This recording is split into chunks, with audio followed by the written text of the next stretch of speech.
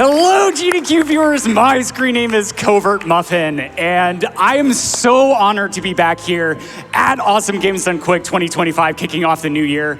That being said, this is going to be a speed run. So if you are new to GDQ, because this is opening day, what you are going to watch is me start a new game file from scratch and then play and finish the game as quickly as possible. So basically, we look at the start of the game, which is starting a new file, and then the end of the game, which is going to be doing the final escape, which is going to trigger the end credits of the game. That being said, we're playing a very special version of the game here today, which is going to be the randomizer. And folks, if you know me, I've performed for probably over 10 GDQs at this point, so I play a lot of different games. But this game is my most run speed game of all time. So like over the years, this game has meant a lot to me, and I absolutely love it. So this one's gonna be very special to me. That being said, though, we have three amazing people on my couch, so why don't we start off with Eiko? Do you want to introduce your connection to Ori? Yeah. And Hey, I'm Eiko the Blue. I'm the lead developer of the Ori and the Blind Forest randomizer. I've been a part of this community for 6 years, and it is so important to me, and I'm so happy to be here and have Muffin be running this. My name's BloodThunder. A lot of you guys may have seen me in GDQs before. I do a lot of FPS and horror games, but CovertMuffin was actually the one that got me into Ori and the Blind Forest randomizer. I've done like 200 seeds at this point, and I've said it many, many times over the years, this is my favorite run to actually do. Yes. So to see Muffin up here, the one that got me into it, who has like 7,000 seeds done himself, finally get this chance is just amazing.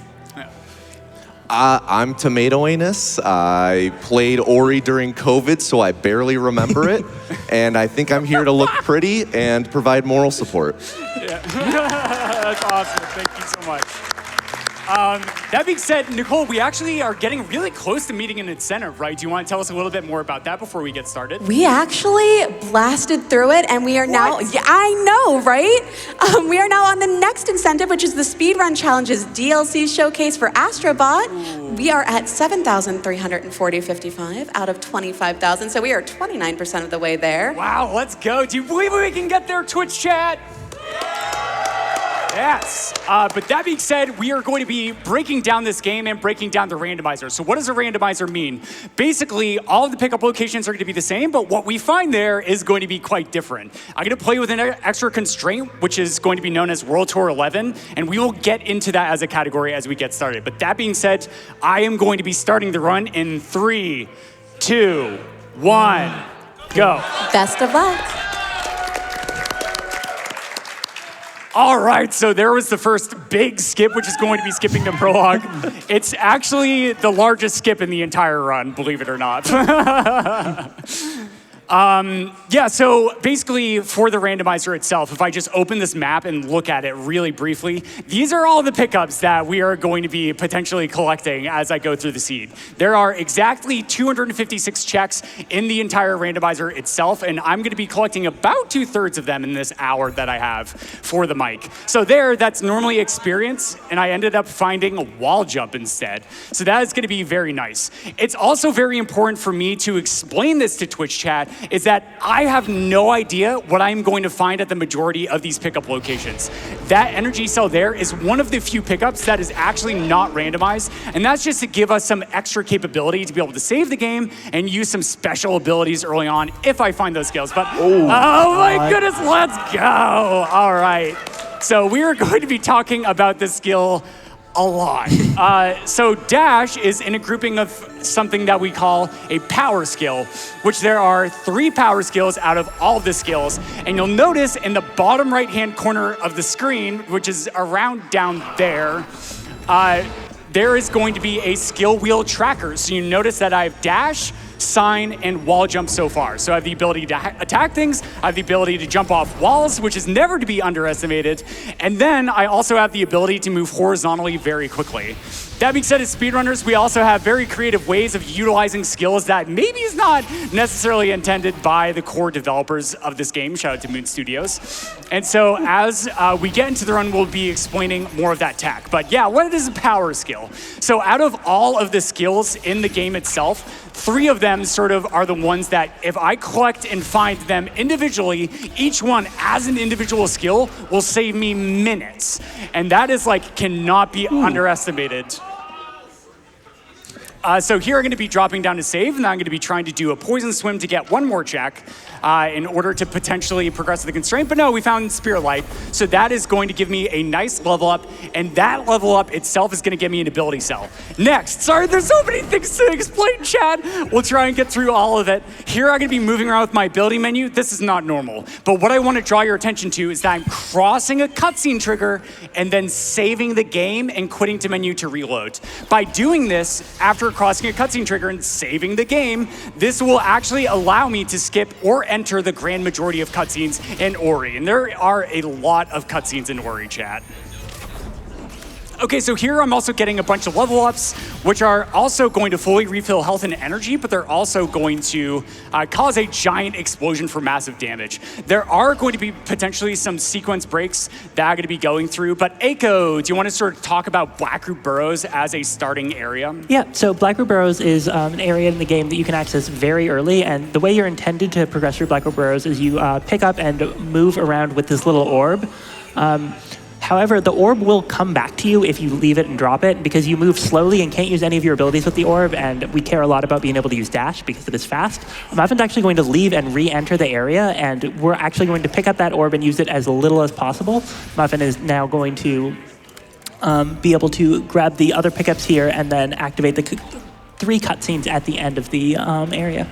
Yeah, so something else that I'm doing is I'm actually jumping out of dash, but before I do so, I actually return to neutral inputs. And this allows me to actually maintain a certain amount of momentum that I build with dash while I'm on the ground. And this is known as a dash glide in the community. We're going to be using it a lot. There's also a number of other things that come from like returning to neutral inputs that are going to be incredibly useful as I progress through the randomizer. But here I'm going to activate this lever, which is going to lift this podium, and then I'm going to spend another ability cell in order to enter a cutscene. Then entering this cutscene, I'm actually going to try and stack not 1, not 2, but 3 cutscenes together in a very specific fashion. And this is incredibly precise. So I'm going to focus really quick after this quit to menu. That was too early, so I don't think I necessarily got it. So we might just do, yeah, we're gonna do the slower method. Okay, So I didn't get to show it off, that's totally okay. But so we're still in the cutscene, we're just a little bit earlier than I had wanted to. So I can actually just come over here, just kind of hang out and wait for a little bit. So Nichole, we have time for 1 donation. Absolutely, I've got you. I have $100 from Torin. Hey, Muffin. Oh, Torin! Stoked to watch this run. You've taken the Ori randomizer to new heights that I never would have expected while hacking away at it 8 years ago. Don't wear out your feather in the Forlorn Escape, and good luck on your rando.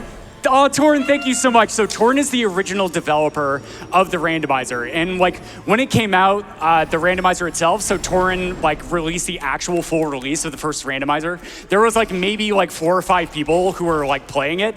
And then Torin released a seed pack of like 100 different seeds and was like, I hope all of these work. And so it was a really fun like first like month of us like struggling to like finish out the randomizer. But Torin, you created something incredibly special to me. And Torin is the only person in the community who has beaten me as many times as they have in tournaments. So major shout outs to Torin. You are absolutely amazing, and thank you so much for this gift.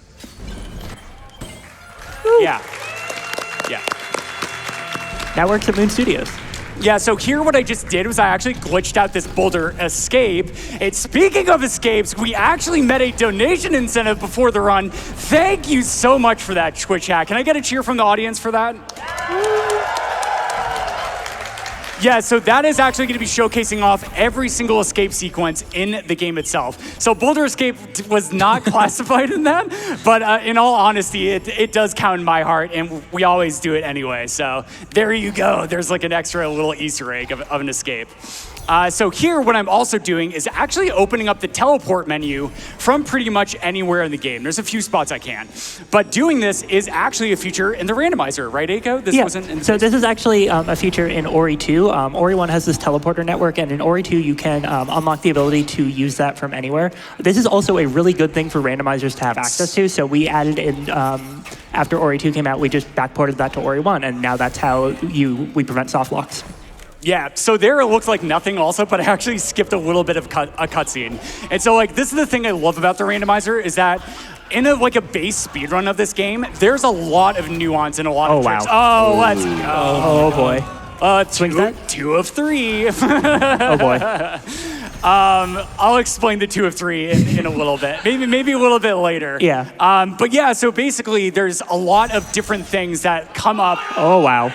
That come up golly. within the speedrunning the randomizer itself, but also the base game. However, that being said, the randomizer is like every single seed is basically its own independent speed game in itself. So there are not just like hundreds of little tricks I've learned and hundreds of little distances I've measured, but there are literally over thousands, if not tens of thousands, if not probably potentially millions in some cases of like different iterations that I've just practiced over the, as Torin mentioned, like 7 to 8 years that the randomizer has been out.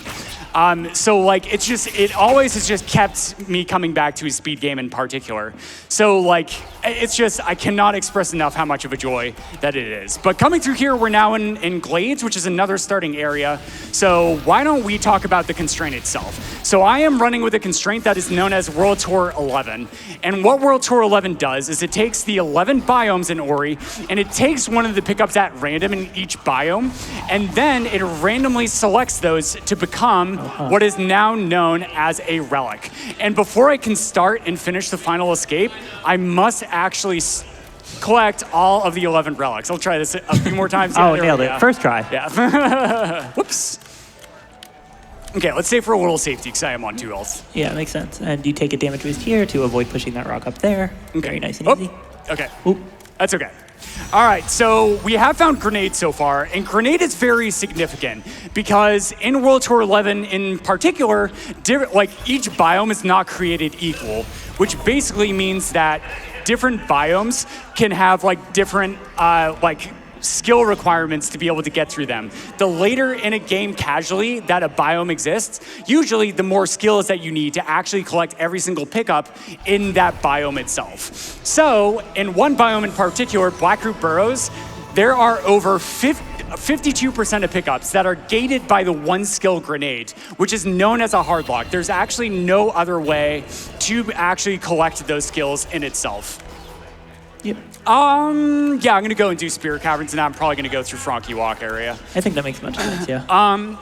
So, that being said, there's actually only one other hardlock pickup in all of Ori Rando, and that is Stomp. And this is another reason why Ori Rando is so incredible, is there are very few pickups that are actually hardlocked by the randomizer itself. So there's multiple different ways to be able to collect different pickups.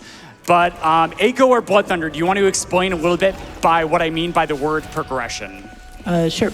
So basically, in a randomizer logic is basically all about putting pickups in places where they will let you find more pickups afterwards. And the pickup that gets you access to new stuff after is what is known as your progression pickup. And Ori progression pickups mostly look like the skills that Muffin's using. He's already gotten dash, wall jump, grenade as his big progression pickups. You'll also see Muffin grabbing keystones, which you can use to open doors. And you can also unlock teleporters, which can basically directly add to places you can go to in warps. And And to add on to that, a typical progression for an Ori seed, you're going to start kind of in the middle of the map. You're going to go towards the right side of the map, try to find a power skill, maybe even 2, and then go to the left side. Sometimes you get a curveball and you go to the left side like right away, and it's like, okay, what are we doing here? But yeah, so like here's the middle of the map that BT was like alluding to. This is like, these take very few skills to be able to like check all the pickups. Then over here is the right side of the map with Moon Grotto down here, Thornfeld Swamp up here, and then kind of like also Grove is considered part of the right side of the map. And then the left side of the map is everything to the left of like this one door right here. So Valley of the Wind, which this is Valley proper, this is Lower Valley. Here's Forlorn Ruins, which is a dungeon, which we'll talk about later. And then here's Sorrow Pass and Misty Woods, which are all very late game areas in general. Yep. So also an idea around logic especially is that basically every single seed that gets started is guaranteed to be finishable. And that's really the core tenement of like why logic exists. Here I'm gonna do a glitch where normally I need 4 energy to be able to open that door. Thank you. But if I enter the energy on the exact 60th of a second that I actually leave the max range of being able to place an energy into the door, then I can get an energy stuck into it. So fully refilling my energy here is going to allow me to quintessentially be able to get access to this 4 energy door, even though I have a max of 3. And so the reason why I'm doing this specifically is that I currently have an excellent skill set where I can clear a good amount of stuff on the right side of the map while just utilizing the skills I have. Next, I'm going to be taking an intentional death here, holding to the right and trying to jump out before I fall.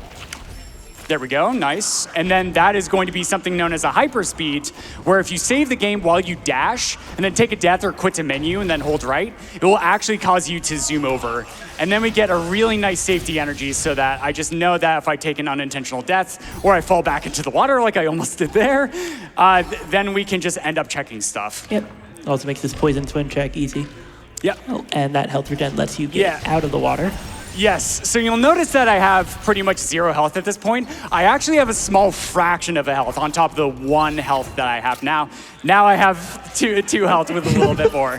But basically, there are these bonus pickups that were added in to add some more versatility to the randomizer itself. So here we're going to make the gut decision to go down into a little bit deeper into Moon Grotto because I'm missing something known as verticality.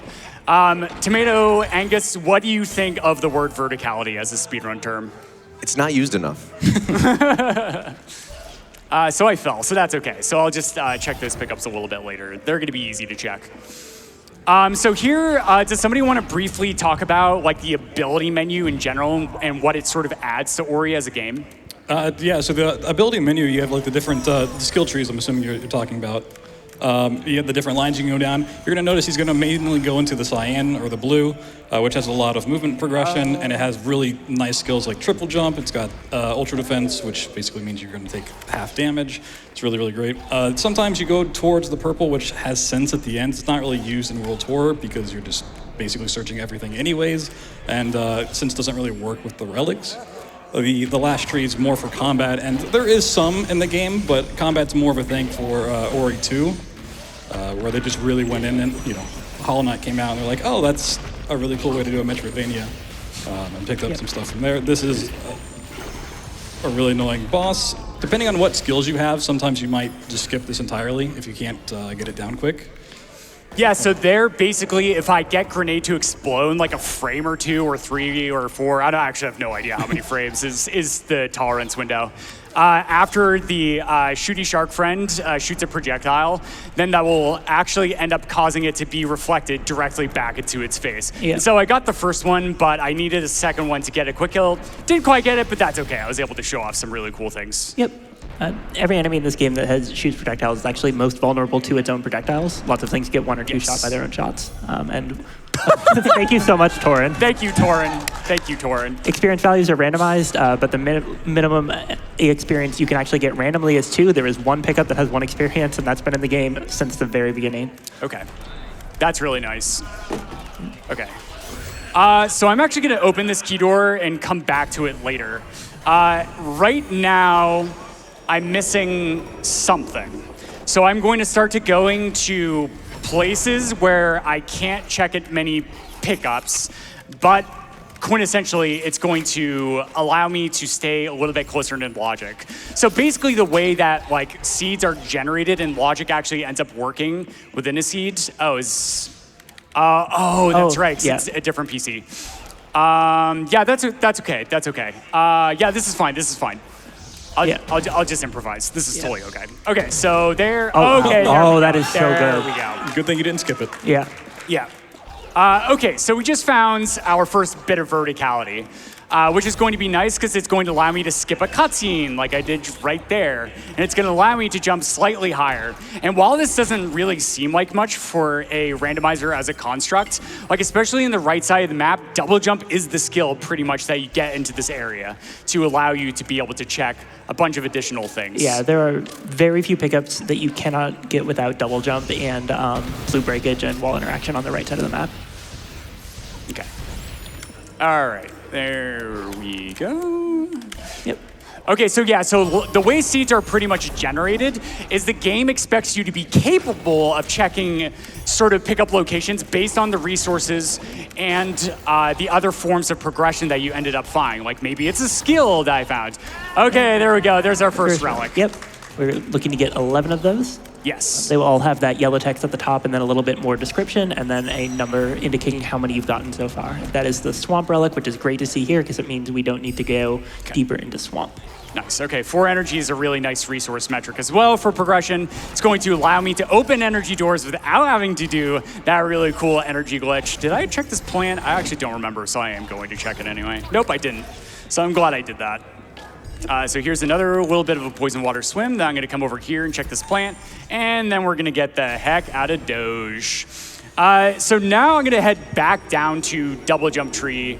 Eiko, do you want to explain what the clues system means for the seed overall? Yeah, sure. So Ori and the Blind Forest has 3 major dungeons, and in that game, each one of those you need a key to enter. Muffin's already gotten one of those, the water vein.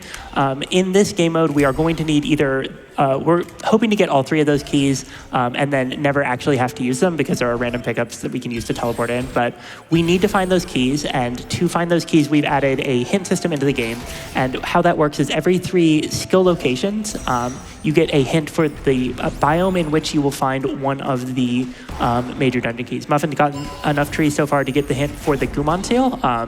You saw him bring that up earlier. We know that the Gumon seal is in the Misty Woods. Hopefully vanilla. I really hope it's not vanilla. You don't want a full clear Misty? No, please. Yeah, so there's a certain number of like curse pickups that take extra like minutes, and like the very end of Misty is like one of those such locations. So now that I have 4 energy and a number of other things, do I actually really want to do grenade redirect? I have charge flame. Charge flame. Yeah. Charge dash 2 works. Yeah, it does. I just like on 4 energy, I can't necessarily do that. Yeah, so right now what I'm doing in the seed is I'm really looking for my second power skill. So the other 2 power skills that you can end up tracking down in Ori that save significant amounts of minutes within a seed itself. Ooh. Oh, that is very nice. That's gonna save a lot of time. And there's a relic. There's a relic. Do you have a favorite relic, Covert? Off the top of my head, the very last one, because then it makes me feel good for finishing out a speed run. Okay, so here I'm going to throw over a grenade to break this plant. And then I'm going to open this energy door. Okay, yeah, so I have to go and get that energy refill if that wasn't an energy cell, which it wasn't. Yeah. That's totally okay. We're going to do that and try not get pinched. Cool. Those characters are instant death if they touch you, so.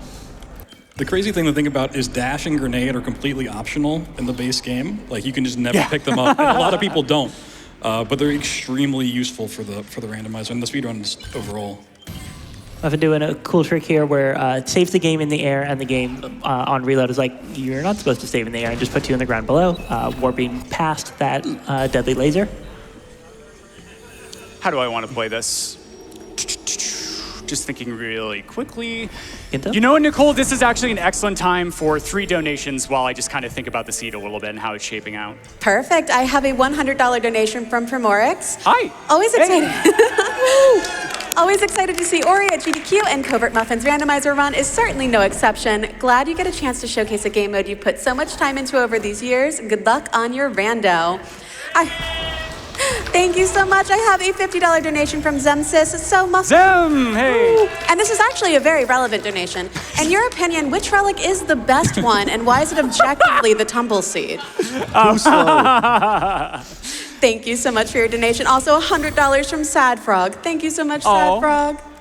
I hope you become Happy Frog in the future. Thank you so much for the donation. Every single dollar that gets donated here at Awesome Games Done Quick is indeed going to Prevent Cancer Foundation. So just make sure that not only you send in a donation, but just like also just kind of like pat yourself on the back and be a happy frog because you are now helping an amazing cause.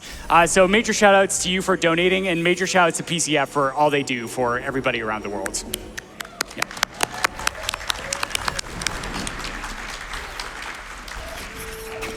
Awesome. So I'm going to come back to some more early in logic game areas because I still am looking for that second power skill. Really, so like if I find charge jump, that's going to be able to allow me to build a lot of height, and it's going to get me the quintessential equivalent of the Triforce in Ori Rando, which is known as a glitch known as grenade jumps, which is my favorite glitch in the entire game itself, on top of in the randomizer. That being said, Bash is definitely the most powerful skill in the randomizer, like no question about it. It allows you to walk onto enemies and move off of them to be able to move Ori as well as the enemies around itself. There was Kuro. Hello, goodbye, Kuro.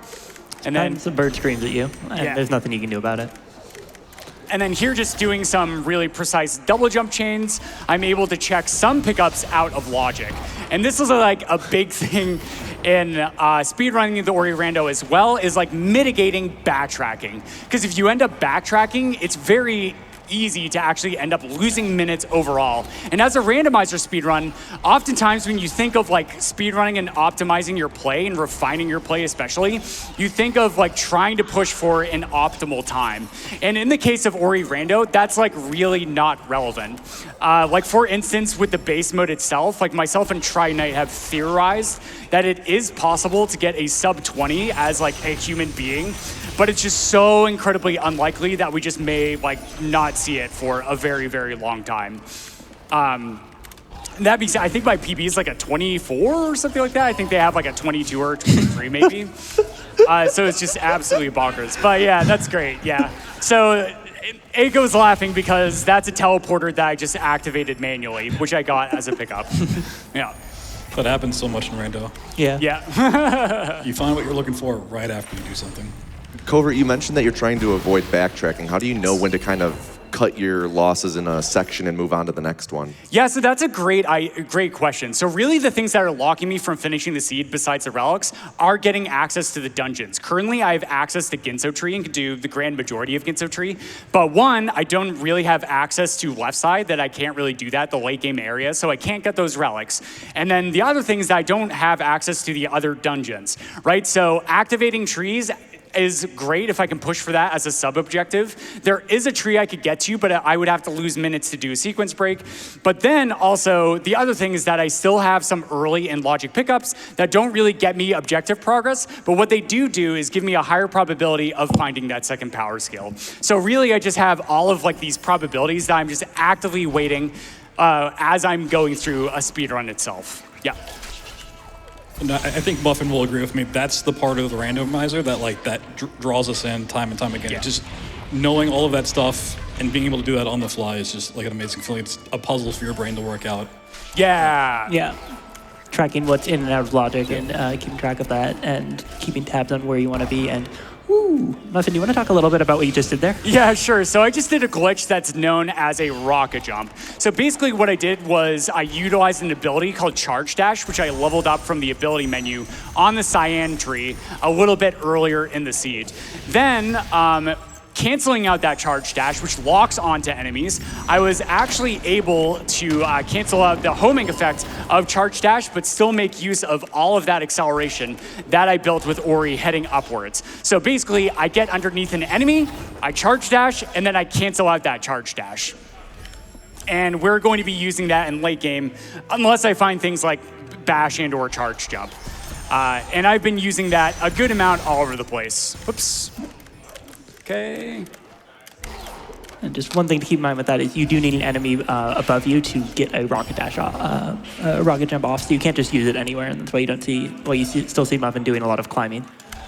Yeah. So here's actually an area that I skipped like incredibly early in the seed. I actually came from below because I had grenade to break this wall, and then I activated this skill location here, which is why it's no longer showing up on the map. So Eiko, why don't we talk about the map a little bit and sort of how Ori Dev as a randomizer, but also for approachability and accessibility overall throughout the years. Yeah, sure. So in the vanilla game, the way the map works is that there are pickups that you have to get, and they unlock the visibility possibility, and the map starts out unexplored, and then you have to invest in the tree to get pickups to show up. We thought for the randomizer that this really just meant that you had to put a lot of time in just trying to remember where all the pickups are. So one of the things we did a while ago was we made it so that all the pickups just show up on the in-game map, and in addition to that, there is a filter that you've probably seen Muffin toggling rapidly back and forth, and with that filter open, it will only show you the pickups that the randomizer expects you to be able to get, and this is the in-logic filter, and this makes it so much easier to figure out what the game expects of you at any given point. It will just highlight the pickups that you are expected to be able to get with the skills you have.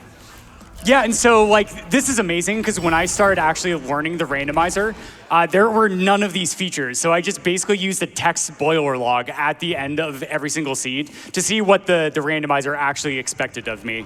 But BloodThunder, do you want to actually talk about your favorite sort of glitch in the randomizer in particular? Because I get to show it off now. Yeah, I love doing this, even when like I know it's a super time loss. It's so unique to this game. Yes, he's going to go to the swing set, and he's going to throw a pretty precise grenade on the other side, and you'll see what happens. It'll I think it's the other side. Yeah, this one. This is it.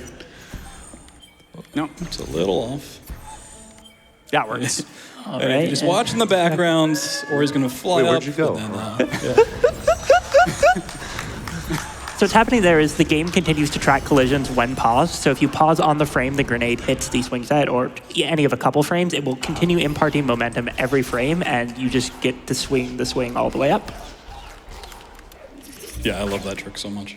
Yeah, Very it's good. absolutely incredible. So yeah, I'm gonna do this. I'm gonna set up a save to make this a lot easier. Okay. Since the game won't let you save if there are enemies nearby, Muffin's doing a very precise trick to try and avoid having to do the normal way of grabbing this pickup, and nails it. That is not easy at all. And it's nothing, so he can take a death and respawn on that save point with the knowledge that he does not need to grab that energy cell. Running out of pickups in this area for that could be the relic, which Yeah. gets scarier and scarier. Yeah, so basically what I'm thinking right now is there's a couple of different possibilities where the next bit of progression it could be. It could be unlocked by something known as forced progression, so like pickups that only come into logic after I find something, right? And I found double jump as like one of my last couple of skills I actually ended up like tracking down. So there's a good probability that it's actually gated by double jump in particular. Another thing that it could be is it could be just a pickup location I haven't checked yet. So I really want to do my due diligence and be thorough at this point in order to once again increase the probability that I will find the next thing, which is most likely going to be bash or charge jump, to be honest. Also, other areas that I'm thinking about right now, Ginso tree, I do have the capability of going in from the bottom, and double jump is going to get me a significant number of pickups, and I also have a significant number of keystones, which is going to allow me to bypass those keystone doors themselves. And I think, yeah, I think that's going to be my next play, because that's going to get me the most checks in the shortest amount of time. Also, it's very pretty. Yeah. We love the Ginso tree here. Okay. So another really nice approachability feature here is that I actually have these toast notifications that I can just call up, which will actually end up just getting me the information as to what relics that I've collected, right? So I know how I've progressed on the end condition for the randomizer itself. I also can see what teleporters I have for fast travel potential. And there's like many other things that I can utilize. Map pedestals I've turned map stones into, which are going to get me another check. They are considered another pickup location when you turn in a map stone into a pedestal. Okay. So here's going to be Ginso Tree. It is actually a very vertical dungeon. It's like the tallest dungeon in the entire game, funny enough. Yeah. And it's honestly very fun to move through with a skill set, but it's also a little bit scary because this is the dungeon where you normally do find Bash, so there's definitely a hard cutoff point. Ooh.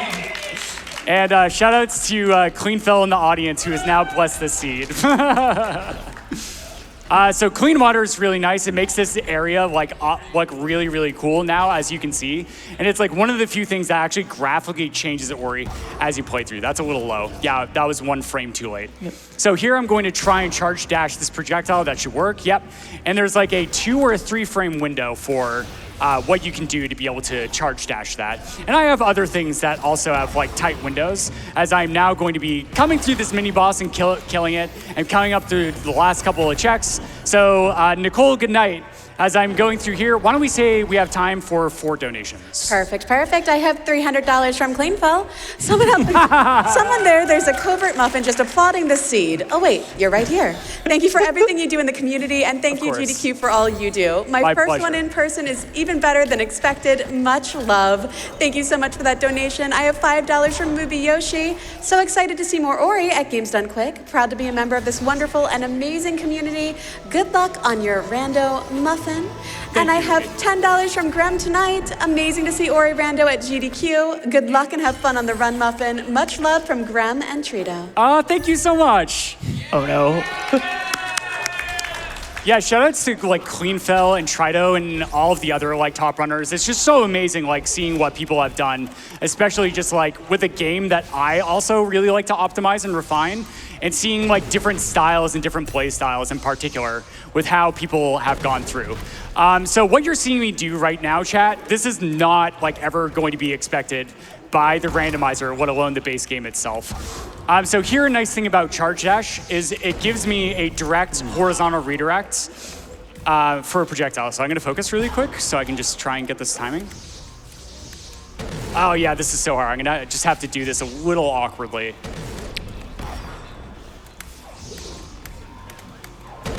Can I actually do this with the setup?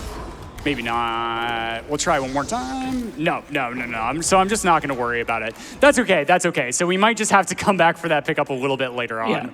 Yeah. So we'll see. Wait, that's in logic? Okay. Yeah, from the teleport, yeah. Okay. That trick Muffin's trying there is incredibly hard. Cannot overstate how obnoxious charge flame redirects are. All of that is intended, you're supposed to just use bash for it, but we don't have bash. All right, so we're gonna come back to the top of Ginso, because once again, we're still looking for a relic, but also all you lovely folks ended up donating for me to do Ginso Escape. We're not gonna do Ginso Escape quite yet, just because I don't have the necessary skills to be able to do so. I really do need either charge jump or bash to be able to work through that area. I think I'll just use the frog here. Yeah, there we go. Nice and easy rocket jumps, getting up to these pickups, even without bash. Okay, and then here's another nice little rocket jump, and then I can just dash over like that. Okay, so there is the relic. Woo! Okay, so what do I really have left to do? So there's this pickup, which is gated by charge jump. There's Grenadier, which I could, I guess, potentially do. But I'm gonna check one more thing here. Have I checked dash plan? I'm not entirely sure. You have not checked dash plan. Okay. Nichole, this is actually an excellent time to, why don't we say, read another 2 donations while I just continue to think really quick. Perfect. I have $250 from Voulagen. The Ori Speedrun and Randomizer community holds a very special place in my heart. I'm thankful for all the efforts of Torin, Eiko, and many other folks who have contributed to the randomizer over the years, as well as everyone who organized tournaments, weekly races, friendly bingo runs, and so on. It means so much to all of us to see this game showcased at GDQ by Muffin. Good luck with the run, and may you be blessed by the 1 XP.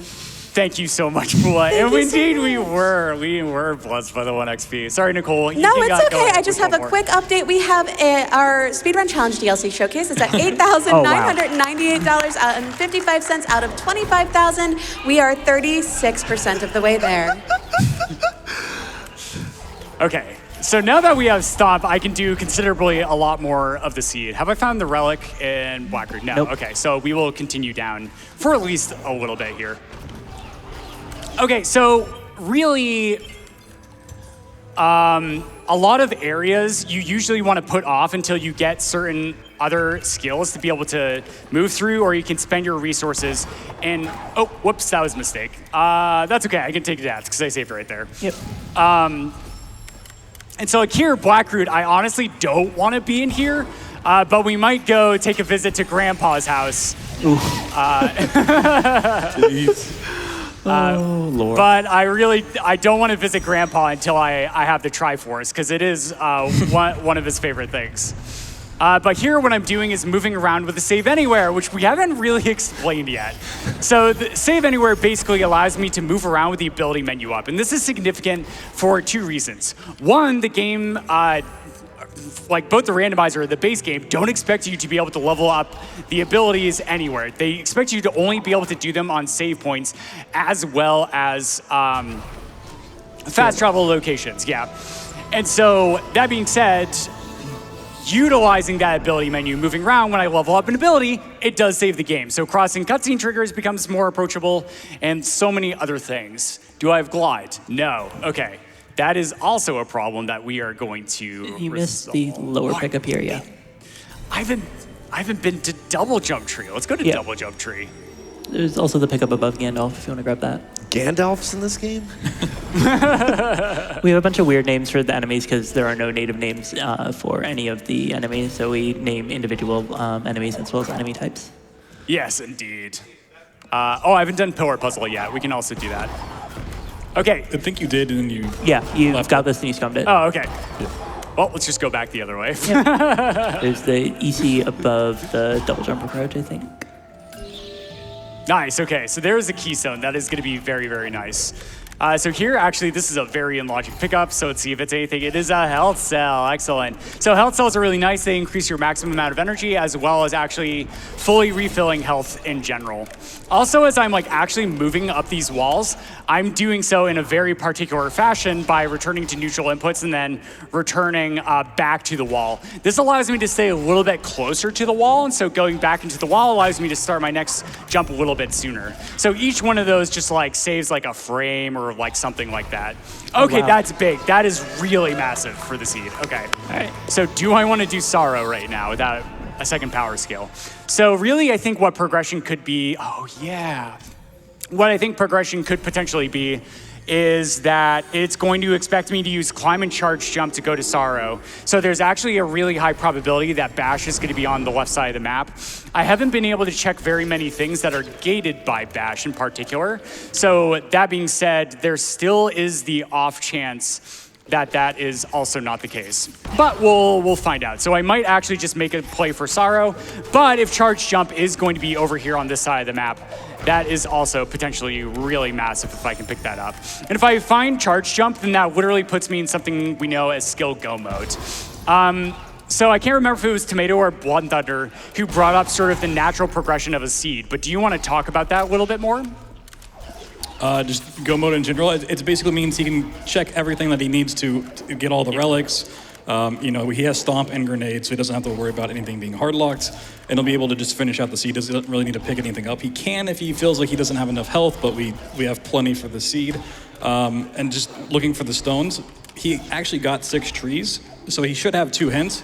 And you'll notice there's 2 things on there. He already had the water vein, so he got that same clue yet again. He didn't get the one for the sunstone, so we still don't know exactly where that's at. It could be anywhere, except for in Mount Horror, of course. The hint order is randomized and static, so even if you pick up one of the dungeon keys, then find the hint, it's still going to reveal it that way. Okay. I'm going to check a couple more things on the right side of the map, and then I'm just going to make the play for left side and really hope I track down Bash. Worst comes to worst, I have to come back for isolated pickups that I ended up leaving alone because I didn't have the skills necessary to be able to check them in the moment when I actually was doing like my first and second passes of each of these areas. So here we're going to check something that is known as butter cell. So we're going to see if it is indeed butter cell or not. Once again, speedrunners, absolute memers. We love to have really silly names. Yep. Yeah, there's 256 pickups in this, and each has like a silly name on its own. Indeed. Is it butter? I can't believe it's not butter cell. What? Okay. Those. All right, yeah, let's do those. All right, cool. So something else that I'm doing is with Charge Dash, I'm actually utilizing a skill known as Stomp to be able to refund the energy cost that I have from spending it by utilizing the charge dash ability. And so there's a couple of different ways to refund energy, but Stomp and Bash are really the ones that we draw attention to a lot of the time. So like utilizing that, I can then, even on low energy, be able to spend more energy to get more charge dashes. Because charge dashing is actually the fastest form of horizontal movement that we actually end up having in Ori and the Blind Forest itself. And then grenade jumps are a close second. Yeah. Overall. And grenade jumps don't cost continuous energy, so if we get those, we'll be seeing them. Okay. All right, that's great. That is the Grove Relic. We are now at 4 out of 11. And Grove has a lot of really awkward one-offs, so it's nice to get that out of the way. Oh my God, All it right, was right there the whole time. That's it. I now can check every single pickup location on the map, and then once I find the necessary dungeon access, then I can also check all of the pickup locations on every single dungeon now. So now with Bash, we're actually going to do a number of sequence breaks. Yeah. So does someone want to just kind of like start talking about Bash? Sure. So Bash is, I think, Ori's signature and most unique skill. At its core, what Bash lets you do is you basically grab an enemy or projectile. It goes one way, you go the other.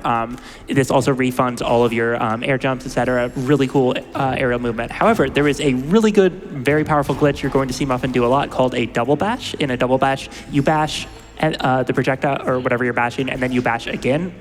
This means you get to go whatever way you want. The projectile goes whatever way you want. That's flight, actually, because you can just keep double bashing a projectile. Yeah. You can also... So to actually just show off how absolutely amazing Oh my gosh. double bash is, we're actually going to take the shot all the way up to Sunstone, just to like show you how absolutely massive this is. Yeah, Muffin is showing off here, absolutely. Yeah, This is definitely not showing off. an easy chain of things to do, but Muffin is just going to take this one little spider shot all the there way we to the go. top of the world.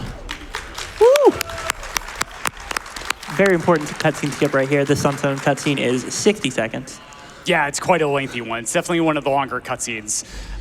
If the relic is here, I am going to laugh so incredibly hard. So funny story, so Torin, who donated earlier, they competed in the second randomizer tournament ever, and they actually ended up beating me in the grand finals. It was a very close race, but it was all because Torin decided to check Sunstone early, like way earlier than I did, where I checked Lower Sorrow first. So shout outs to you, Torin. Didn't pay off that time, but that is honestly a fond memory for me, because I found that so funny. So I'm actually going to I am leaving some pickups behind up here, because I'm going to more efficiently actually clear out this area. So basically, there's this concept in speedrunning randomizers known as pickup density. And basically what that entails is how many pickups are in close proximity and what are the necessary skills for me to be able to check those. So I am going to be utilizing a lot of different skills as well in specific ways. So here's another double bash sequence break. Oh, That's wow, really nailed cool. that. Yeah, that one's Yeah. incredibly precise. Really Yeah, that's easy not to- surprising Yeah. to see. Oh yeah, let's talk about experience. So BloodThunder or Eiko, take it away. Yeah, so an experience, Eiko can probably expand on this further, but as you go through, it places down experience, and if you see a low number, it doesn't necessarily mean anything, but there's certain ranges that it places down. Late game pickups should have higher values. You can see 200, 300, up to 1,000. Lower early areas are going to be like 100, maybe 150. So if you see a high number, you know it's probably a late game thing in terms of logic. Of course, we don't necessarily always care about logic. It's nice to have a track of, but... Yeah. Basically, when you see a big number, you know that that pickup was placed late in logic, which, especially if you're a sequence break, you can say, oh, wow, I just got to this pickup that the lot is expected you can only get to with dash, for example. And so if you grab, there's like an early dash lock pickup in Black Group, for example, and if you go there and you see like 300 experience, you're like, oh, I'm not going to find dash for a very long time. And then you cry. Or go under dirty water, and it's like 500. You're like, all right, I'm not seeing clean water ever in this seed. Yeah. Yeah, exactly. So here I'm going to let Eiko and BT, as well as you, Tomato, cover commentary for a bit while I just focus. Yeah. Because we are running a little bit further behind than is a little bit comfortable for me. So I'm just going to focus on gameplay elements. Sure. So Muffin's cleared out a fair bit of the Upper Sorrow area, but there are a couple pickups down here.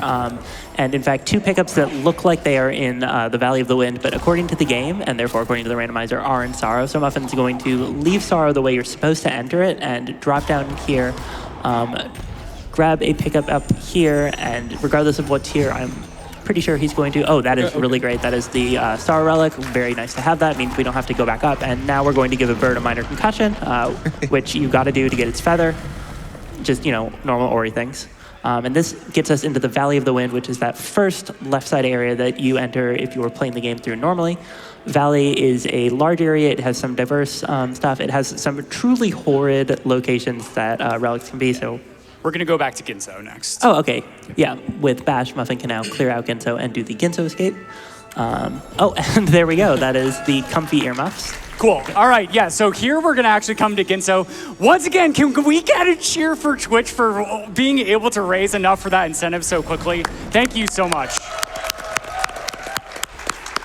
This is not something that I normally really get to show off whenever I end up doing a speed run of Ori and the Blind Forest randomizer in particular. Just because simply it's in the higher portions of Ginso in particular. So we're gonna show off 2 additional escape sequence. One is going to be Ginso escape, which is right here.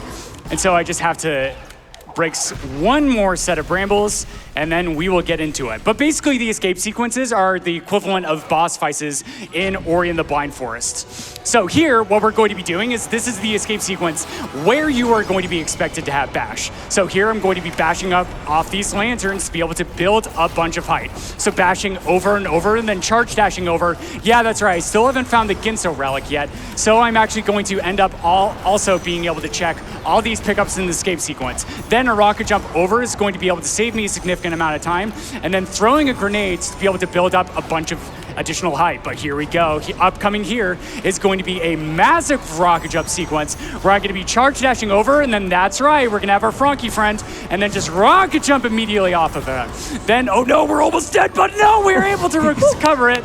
And then coming up here, we're almost out of the escape. Just a couple more, and we're through. Let's go. Yeah.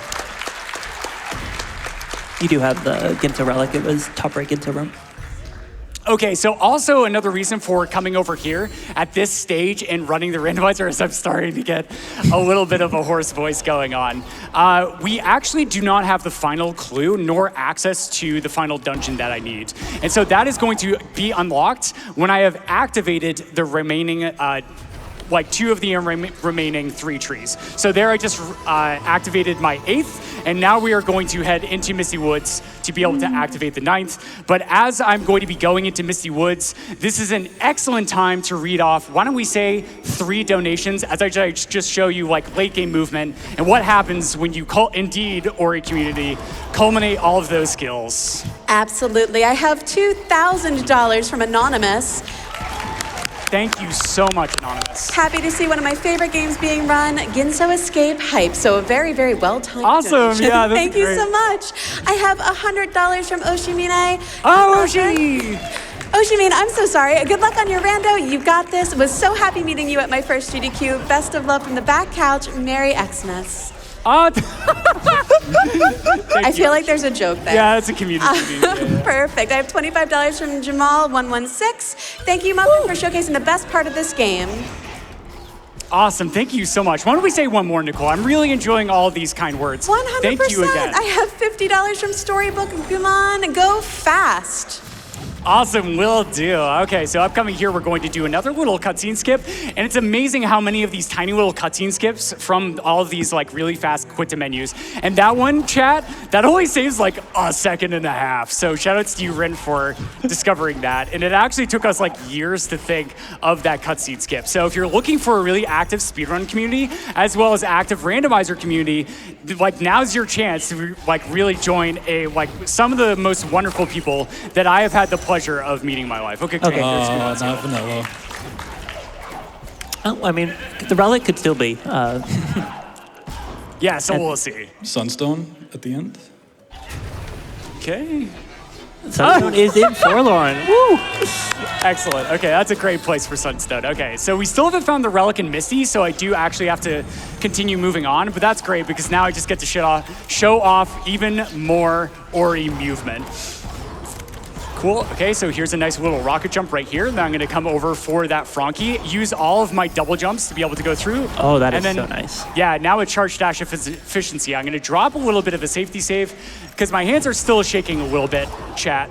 And then coming over here, we're gonna use a grenade for a really cool little bit of a sequence where I'm going to throw the grenade, bash off of it at a really specific timing, and then build just enough height to be able to latch onto that enemy with my charge dash, excuse me. Because if you're too far away from an enemy, it doesn't actually end up grabbing onto them. Yep. So upcoming here, we're actually only have 3 Oh, geez, this is getting scary. in all of Misty. So here, if it's not, they probably put it on Gumon Seal. Come on, It can still be the grenade pickup. We'll see. No, it can't. All right, this little spiky shaft is actually interesting. It is the second most likely place, if you do not beat the game, where you stop. Because the movement is just very tricky. Yeah, Misty Woods overall is a very dangerous place. If you don't have a lot of end-game skills, getting through here is very treacherous. But when you have all the movement, watching someone like Muffin clean through this is just, it's so much fun to watch. Yeah, Muffin is absurdly good at this game. It is hard to overstate. And oh boy, we get to do all of Misty. Thank you so much. Yeah.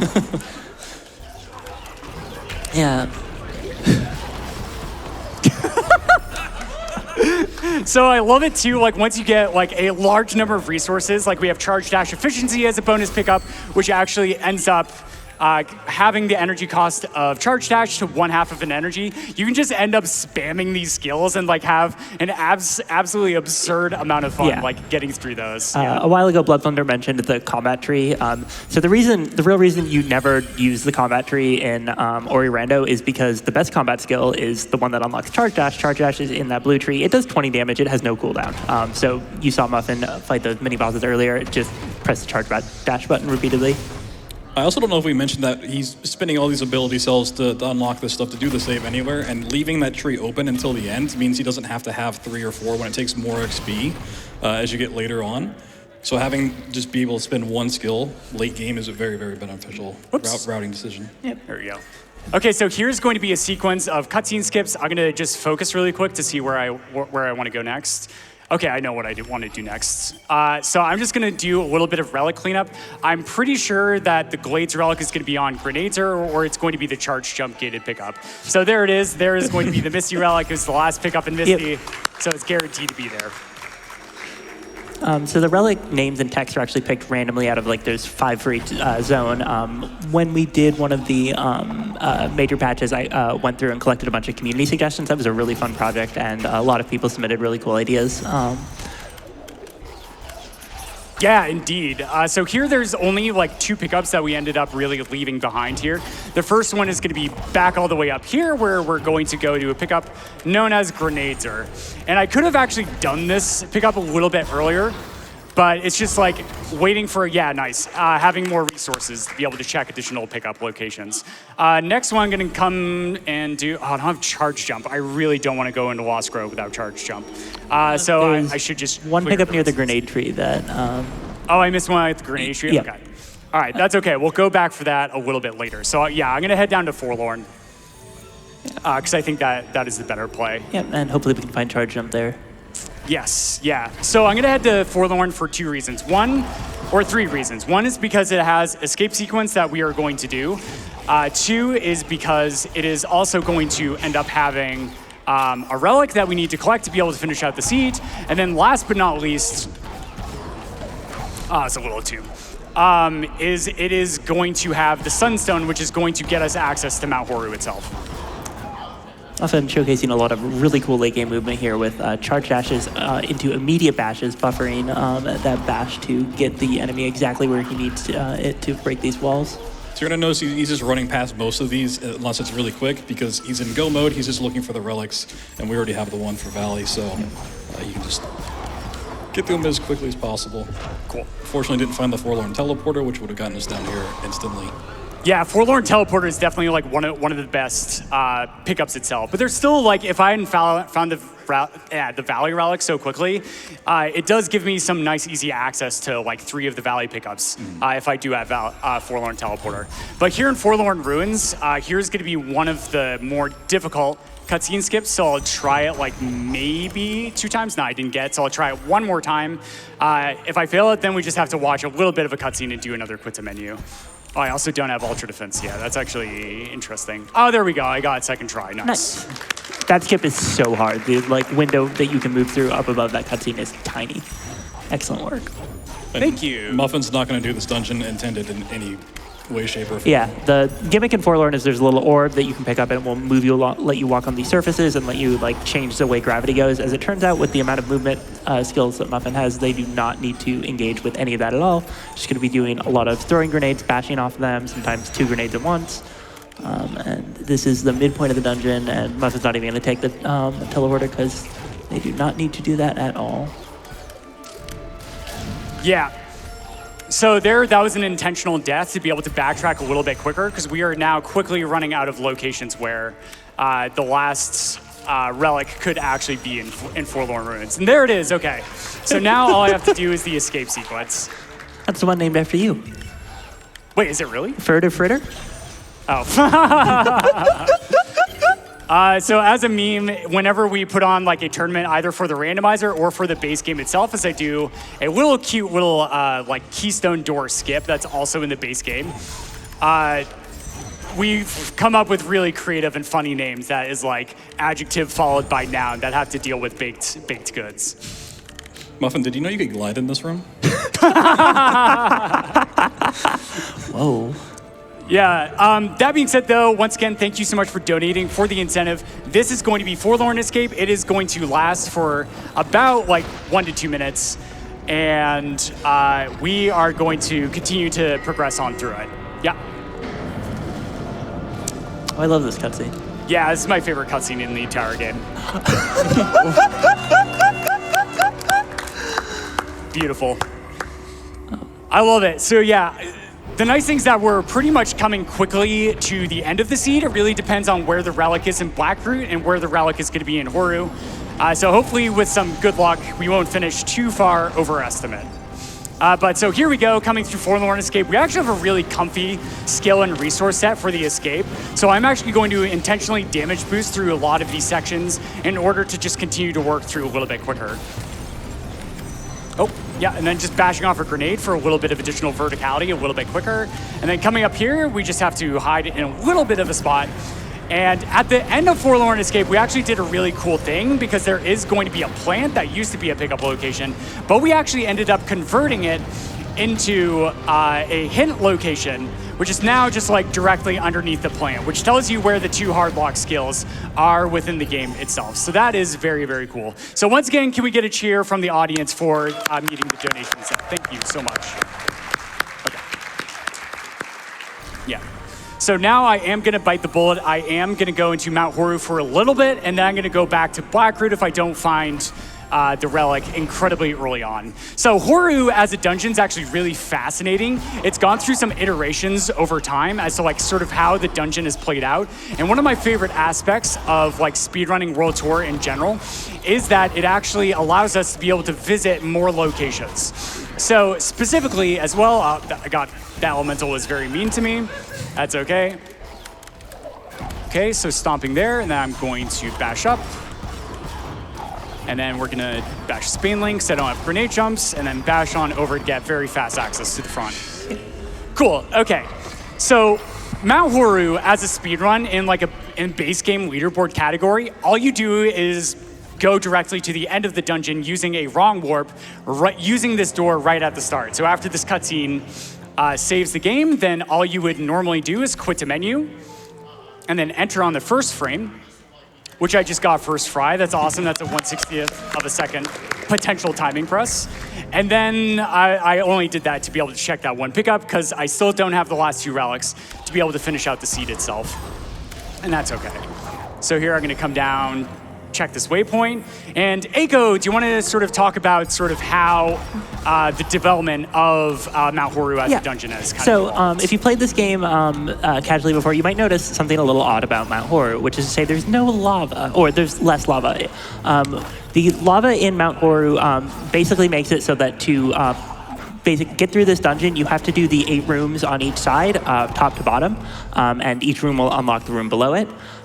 This meant that for the randomizer, there was you had to progress through it in a very, very linear manner. So in one of the later major patches of the randomizer, we decided, in fact, Torin decided to remove the lava, and that means that you can do these rooms in any order, and that really opens up routing and makes Horu a lot more interesting from the randomizer routing and play perspective. Okay, yeah, we're just gonna bite the bullet and go into Blackroot. I really hope it's not in Grandpa's house. If it is, I like really humbly apologize.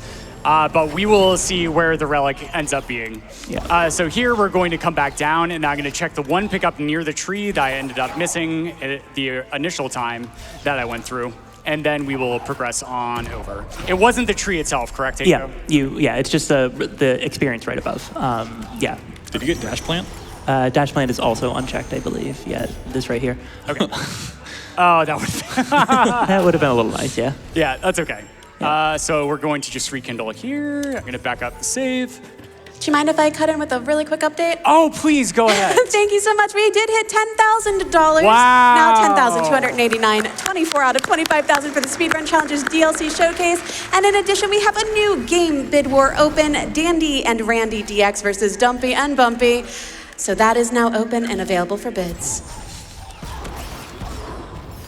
Awesome. Nichole, why don't you actually read off? Why don't we say 3 donations? Absolutely. I have $10 from Gamilios. Thrilled to see Ori Rando at GDQ. It's a blast to play and a beast to commentate. Couldn't imagine the run in better hands. Good luck, Covert and Couch. I have $25 from Cannon Swift. Ori is one of the 2 randomizers I know how to run fast-ish. Thanks for showcasing this wonderful form of the game, CovertMuffin. Let's go. Okay, that is excellent. All right, finding charge jump just alleviated all of my concerns. And there's a relic. Okay, excellent. Okay, cool. All right, that's great. So the relic wasn't in Lost Grove, which is an area that's gated by Grenade itself, which can be a little bit lengthy. Like there's a really long swim, as well as like a number of other things that are can take a very, very long time, especially if you don't have charge jump. Okay, so here what I'm gonna do is damage boost off of these spikes in a really particular location, and then coming on up, I'm able to actually sequence break just the entire puzzle in this room to be able to get access. Then a randomizer bug fix, which was said by the devs to be a bug in the base game, clearing out this room actually also clears out this lava. In the base game, there's still like raising and lowering lava pillars here that you just have to deal with, but we do not have to deal with them in the randomizer itself. So that is like also a very cool thing. Yep. Okay, so it's not on the bottom of Horu, so now the rooms that we're going to be clearing have much less density. So once again, density is the idea of having a lot of pickups that are very quick to check. And so here we're going to be coming into an area that is known as L3 because it is going to be the 3rd room from the top, as we have the named. Blackroot save. Yep, wrong save. Yeah. Oh. No, you have the right save exists. Don't worry, you didn't delete it. It's right there. Okay. Yeah. You were just scrolled over. No, it's fine. It's fine. Oh, my heart. Gotta reset. Yeah. Yeah, so once again, all he's really looking for is the relic. Once he has that, he can go to the final escape, and it's then it's going to be over incredibly quickly. Yeah, with all the skills that he in the game, it's incredibly quick to get through the final escape. Yeah. All right, so here I'm going to set up for one of the most precise tricks I've ever discovered, which is known as the lava dash. So I'll try this a number of times. If I can't get this, I'm not going to do it. But basically, using charge dash gives you certain amounts of passability frames at specific portions of the animation itself. And so this lava pillar is a hazard that is incredibly thick, but if I press it like the frame before I hit the lava pillar, then I might actually be able to pass through it. So I'll try it 3 more times. If I don't get it, then I'm just going to do the puzzle normally. I got it! Love it! Oh my god! Let's go! That trick is unbelievably hard. Let's go. Muffin might be the only person I've seen pull that trick off. And for the last relic, Great job, Covert. Yo, thank you. Okay, so now the run's gonna be over in like just roughly about like slightly over a minute, maybe slightly less than 2 minutes, as I do another frame perfect door warp first try. Okay. So we didn't talk about grenade jumps, but basically climb charge jumping, it's a way for us to be able to maintain our speed with all 3 skills, climb, charge, jump, and grenade. I will show off a slew of grenade jumps in this final escape, just sort of to shout out the tech. Zemsis, who you heard donate earlier, she is also a massive fan of grenade jumps themselves. So this one's for you, Zemsis. oh yes.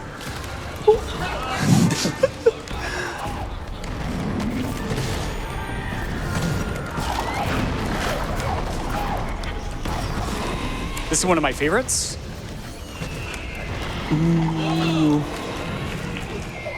All right, so here we go. Do not look away, chat, because this is going to be the final trick of the entire run. So this is going to be another grenade jump, and this is one of the few grenade jumps that the grand majority of the community, including the basic leaderboards, also end up using. So here I'm gonna make sure I don't have physics climb storage set up, and get it first try! Woo!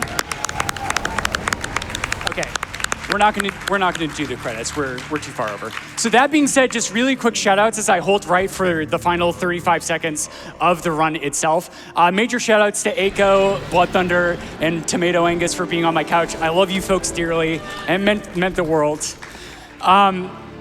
Ori as a speed game throughout the years has just meant the absolute world to me, and the randomizer especially, like from Torin, Eiko, and all the other incredible devs, has just meant the world. I love everybody. There's a massive amount of the community behind me here today, and hundreds more where that is in my heart. So get ready on time, and that is time. Thank you. Great job, Covert. Yeah. That being said, we have a full week of amazing speedruns, so make sure you get tuned in. Continue to donate because PCF is an amazing charity, and I'm just so excited that you get to experience all of these amazing speed games. Definitely send all of the hearts in Twitch chat, and keep watching the marathon and keep donating to PCF. Have a good one, everybody. Thank you.